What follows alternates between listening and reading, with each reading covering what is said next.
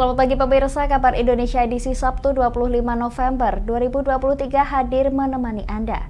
Beragam berita aktual akan kami hadirkan selama 30 menit ke depan bersama saya Puji Lestari. Berikut kabar berita Indonesia selengkapnya.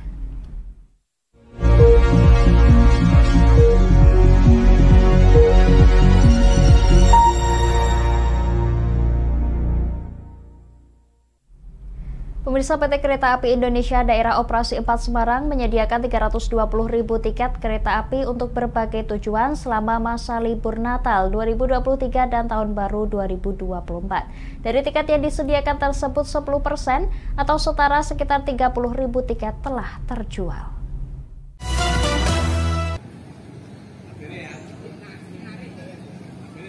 Sejak awal November 2023, PT Kereta Api Indonesia atau KAI telah membuka penjualan tiket kereta api untuk jadwal keberangkatan pada masa libur Natal 2023 dan Tahun Baru 2024. Untuk wilayah daerah operasi 4 Semarang, PT KAI menyediakan 320.000 tiket dengan tujuan ke berbagai daerah selama masa angkutan Natal dan Tahun Baru terhitung mulai 21 Desember 2023 hingga 7 Januari 2024. Manajer Humas PT KAI Daob 4 Semarang, Franoto Wibowo, pada Kamis 23 November menyatakan, dari jumlah tiket yang disediakan, 10% diantaranya atau setara sekitar 30.000 tiket telah terjual dengan tujuan favorit seperti Jakarta, Bandung, Purwokerto, Cirebon, Solo, Madiun, Surabaya, Jember, dan Banyuwangi. Franoto menambahkan, pada masa angkutan Natal dan Tahun Baru mendatang, terdapat 33 kereta dengan keberangkatan awal dari Daob 4 Semarang berkapasitas 17.402 tempat duduk perharinya.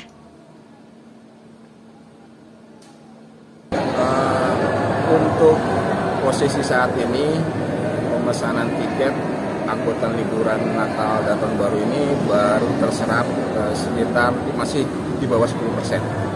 Jadi kepada masyarakat yang akan menggunakan transportasi kereta api di Daob 4 Semarang pada masa angkutan liburan Natal ini bisa segera memesan tiket karena tiket masih tersedia cukup banyak.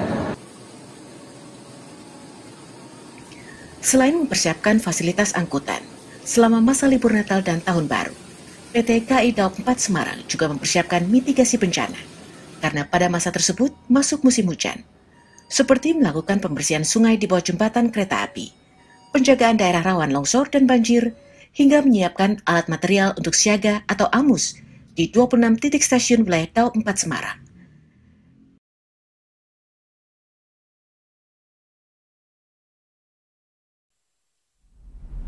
Pemirsa, pemerintah Provinsi DKI Jakarta bersama PT Transportasi Jakarta dan PT Biang Lala Metropolitan meluncurkan 22 unit bus listrik ramah lingkungan di Depo Bus Biang Lala, Tangerang Selatan, Banten.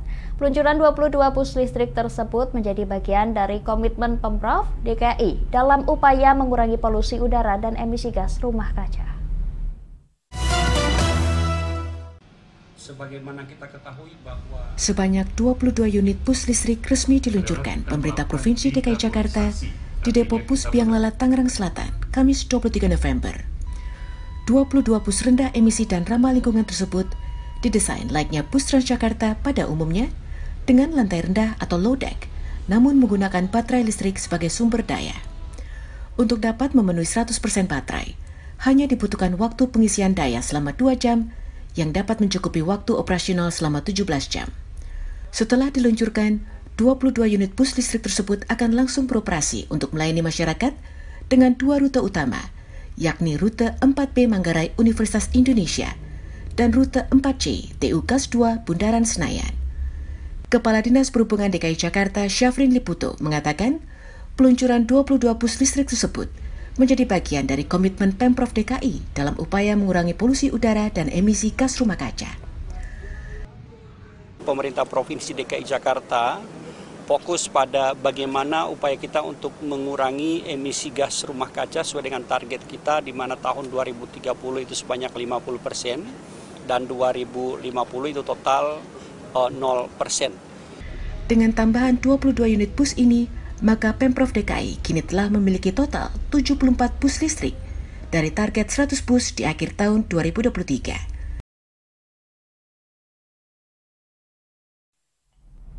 Pemirsa, kami akan kembali setelah jeda pariwara berikut ini. Tetap bersama kami di Kabar Indonesia.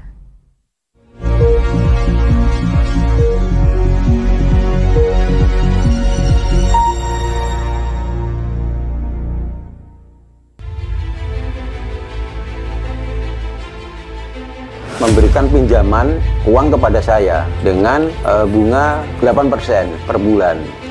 Membedah opini narasumber, menggali lebih dalam untuk mendapatkan perspektif baru yang lebih faktual. Masalahnya, nota perbaikan kapal itu semua ada di saya. Kenapa Tomo bisa menunjukkan? Demi mendapatkan informasi yang solutif dan terpercaya dalam Bedah Opini. Setiap Rabu jam 11 siang hanya di Lingkar TV.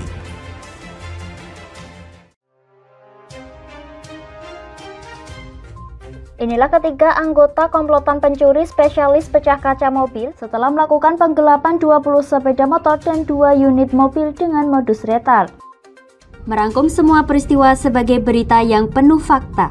Bersama Puji Lestari, saksikan Jateng hari ini setiap Senin hingga Sabtu jam 4 sore hanya di Lingkar TV. Bersama saya Galus Kargnanti dalam Sapa Jateng Lingkar TV.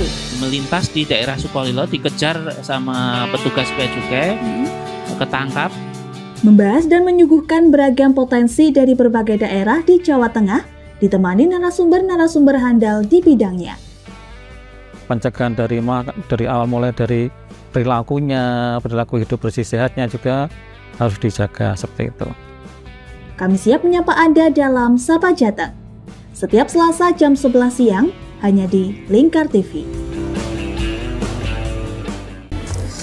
Duh, kulit kusam, banyak komedo. Aku juga sih ngerasain yang sama. Yaudah, perawatan yuk. Ayo deh. Alzena Skincare adalah teman pejuang glowing. Pilihan treatmentnya beragam, dilengkapi dengan produk skincare yang sudah ber-BPOM dan tersertifikasi halal dari MUI. Menggunakan teknologi yang canggih, ditangani dokter spesialis kulit dan kelamin yang ramah serta handal di bidangnya. Gak usah ragu lagi, segera datang ke Alzena Skincare di daerah Anda, karena Alzena Skincare ada di mana-mana. Kini sudah buka hingga 68 cabang loh. Tunggu apa lagi? Kita udah coba loh. Sekarang giliran kamu ya.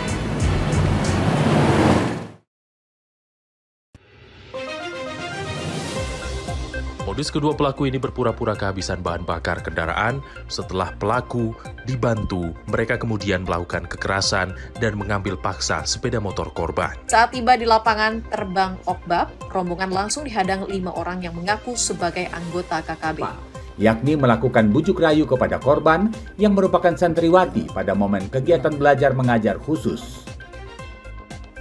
Menyajikan informasi-informasi hangat dan terpercaya bersama Kabar Indonesia setiap Senin hingga Sabtu jam 7 pagi hanya di Lingkar TV.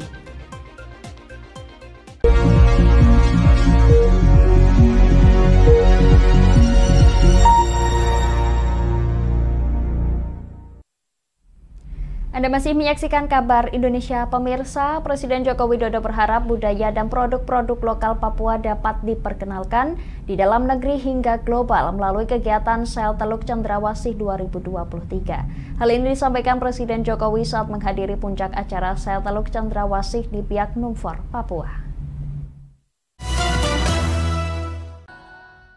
Presiden Joko Widodo berharap budaya dan produk-produk lokal Papua dapat diperkenalkan di dalam negeri hingga global melalui kegiatan Sel Teluk Cendrawasih 2023. Harapan tersebut disampaikan Presiden Jokowi saat menghadiri puncak acara Sel Teluk Cendrawasih 2023 di Biak Numfor, Papua pada Kamis 23 November. Dalam sambutannya, Jokowi menyebut, semua pihak harus menyadari bahwa 2/3 Nusantara adalah perairan, sehingga Sel Cendrawasih menjadi ajang memperkenalkan potensi maritim, pariwisata, dan budaya yang dimiliki Papua. Budaya, tarian, musik, produk-produk lokal Papua dapat diperkenalkan ke level nasional dan bahkan ke level internasional, ke level global. Ini akan mendorong jumlah wisatawan, akan mendorong event kreator, akan mendorong minat investor untuk datang dan memajukan tanah Papua. Jokowi juga berpesan agar event Sel Teluk Cendrawasih bisa menjadi acara tahunan dengan meningkatkan kreativitas, inovasi, keterlibatan masyarakat, dan pelaku UMKM. Sel Teluk Cendrawasih merupakan program strategis nasional bidang kepariwisataan dan menjadi salah satu agenda dalam kalender pariwisata nasional yang digelar Kementerian Koordinator Bidang Kemaritiman dan Investasi, berkolaborasi dengan pemerintah Provinsi Papua. Pemirsa, cuaca ekstrim dampak El Nino memaksa Indonesia selama 3 tahun terakhir harus impor beras dan jagung demi memenuhi kebutuhan masyarakat. Untuk itu, Menteri Pertanian Andi Amran Sulaiman menggalakkan percepatan tanam padi dan jagung demi meningkatkan produksi di tahun-tahun berikutnya. Menteri menargetkan Indonesia dapat kembali mencapai swasembada pangan di tahun 2026.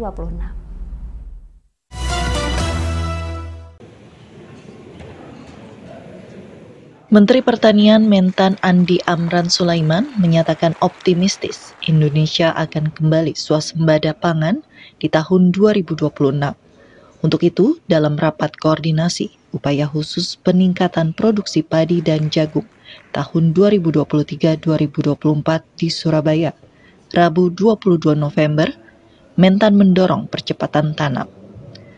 Percepatan tanam padi dan jagung ditargetkan berlangsung selama 2 tahun ke depan agar semakin menekan impor. Sehingga di tahun ketiga, Indonesia sudah kembali swasembada pangan.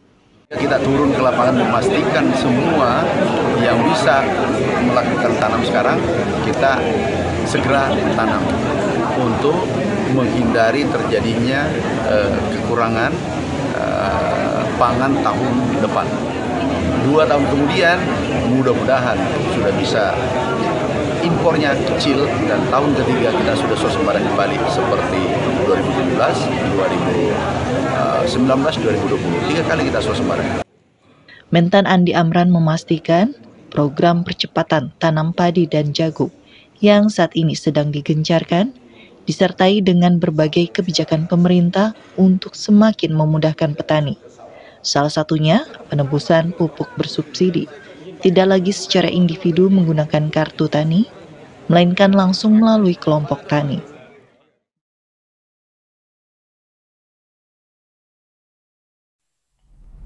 Pemirsa, kami akan kembali setelah jeda pariwara berikut ini. Tetap bersama kami di Kabar Indonesia.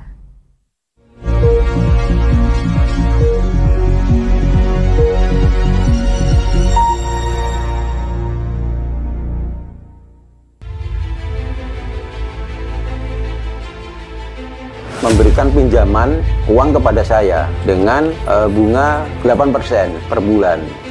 Membedah opini narasumber, menggali lebih dalam untuk mendapatkan perspektif baru yang lebih faktual. Masalahnya, nota perbaikan kapal itu semua ada di saya. Kenapa Tomo bisa menunjukkan? Demi mendapatkan informasi yang solutif dan terpercaya dalam Bedah Opini. Setiap Rabu jam 11 siang hanya di Lingkar TV.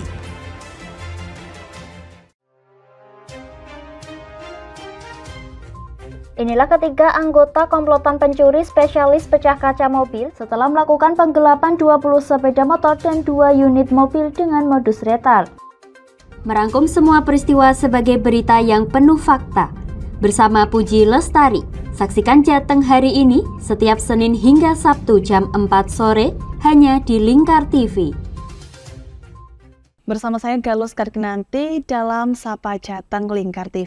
Melintas di daerah Sukolilo dikejar sama petugas bea cukai, ketangkap. Membahas dan menyuguhkan beragam potensi dari berbagai daerah di Jawa Tengah, ditemani narasumber-narasumber handal di bidangnya. Pencegahan dari awal mulai dari perilakunya, perilaku hidup bersih sehatnya juga harus dijaga seperti itu. Kami siap menyapa Anda dalam Sapa Jateng. Setiap Selasa jam 11 siang hanya di Lingkar TV. Duh, kulit kusam, banyak komedo. Aku juga sih ngerasain yang sama. Yaudah, perawatan yuk. Ayo deh. Alzena Skincare adalah teman pejuang glowing. Pilihan treatmentnya beragam, dilengkapi dengan produk skincare yang sudah ber-BPOM dan tersertifikasi halal dari MUI. Menggunakan teknologi yang canggih, ditangani dokter spesialis kulit dan kelamin yang ramah serta handal di bidangnya. Gak usah ragu lagi, segera datang ke Alzena Skincare di daerah Anda, karena Alzena Skincare ada di mana-mana. Kini sudah buka hingga 68 cabang loh. Tunggu apa lagi? Kita udah coba loh. Sekarang giliran kamu ya.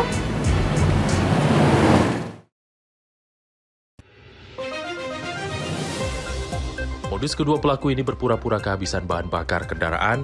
Setelah pelaku dibantu, mereka kemudian melakukan kekerasan dan mengambil paksa sepeda motor korban. Saat tiba di lapangan terbang Okbab, rombongan langsung dihadang 5 orang yang mengaku sebagai anggota KKB. Yakni melakukan bujuk rayu kepada korban yang merupakan santriwati pada momen kegiatan belajar mengajar khusus. Menyajikan informasi-informasi hangat dan terpercaya bersama Kabar Indonesia setiap Senin hingga Sabtu jam 7 pagi hanya di Lingkar TV.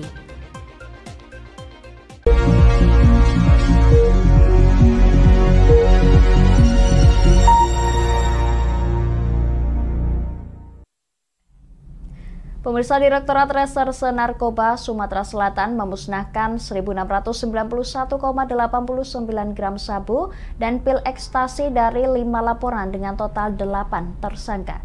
2 tersangka diduga merupakan bandar lintas provinsi yang ditangkap di Banyuasin.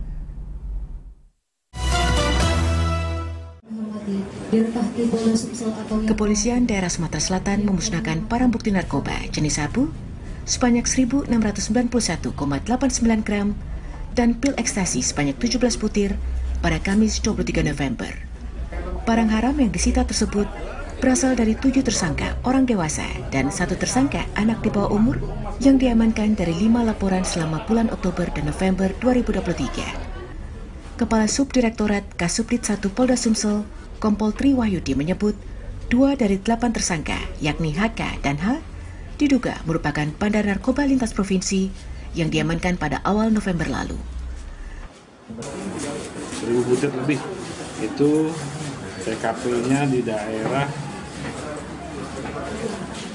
parkiran pelabuhan penyeberangan Tanjung Siapi-Api, masuk daerah Banyuasin ya. Banyuasin dengan tersangka 2 orang yang memang domisili kedua orang tersebut di orang Jambi. Atas pemusnahan ini, Polda Sumatera Selatan berhasil menyelamatkan sebanyak 9.999 anak bangsa dari penyalahgunaan narkoba.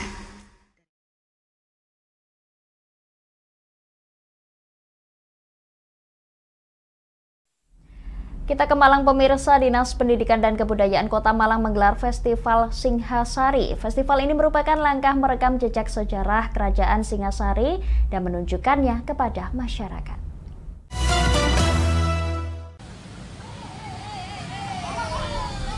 Dinas Pendidikan dan Kebudayaan Kota Malang menggelar Festival Singhasari pada Rabu 22 November malam di Taman Krida Budaya Kota setempat.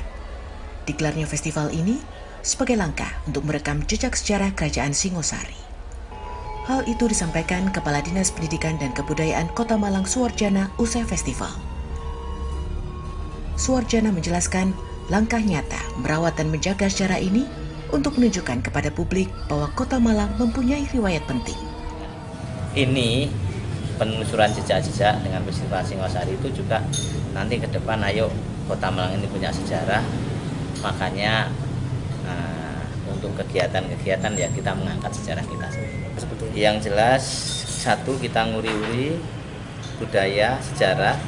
Kita tidak lupa sejarah bahwa di Malang itu ada Singhasari. Kemudian berikutnya adalah agar anak didik kita mengenal sejarah kita sendiri. Dan mereka di situ kan, di Singhasari itu kan ada keberagaman. Nah, ini untuk mempersatukan. Melibatkan siswa dan guru, festival ini akan ditindaklanjuti di ruang kelas maupun mendatangi beberapa lokasi jejak sejarah Kerajaan Singhasari. Dengan demikian, para siswa dapat lebih memahaminya. Seperti halnya sejarah Ken Arok dan Ken Dedes di wilayah Kelurahan Palewarjosari dan petilasan Kerajaan Singosari di kawasan Kelurahan Polowijen, Kecamatan Blimbing.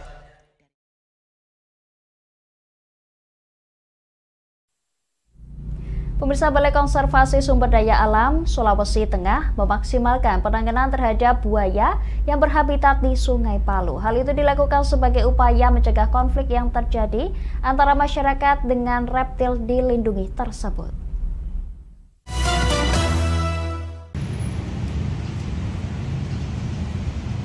Balai Konservasi Sumber Daya Alam atau BKSDA Sulawesi Tengah mendata, saat ini jumlah populasi buaya yang berada di sungai dan Teluk Palu berjumlah sekitar 30 ekor.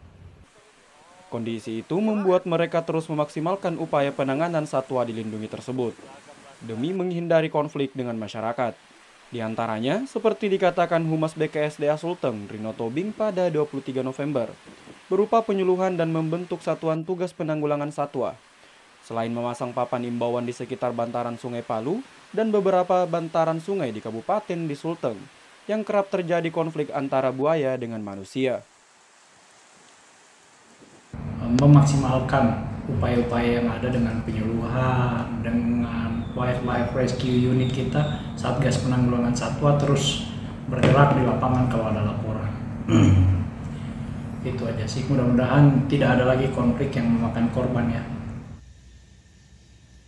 Sementara untuk upaya penangkaran, BKSDA Sulteng bekerja sama dengan pihak ketiga yang memiliki penangkaran di wilayah Kabupaten Sigi, mengingat kandang penampungan buaya yang dimiliki BKSDA Sulteng saat ini telah penuh.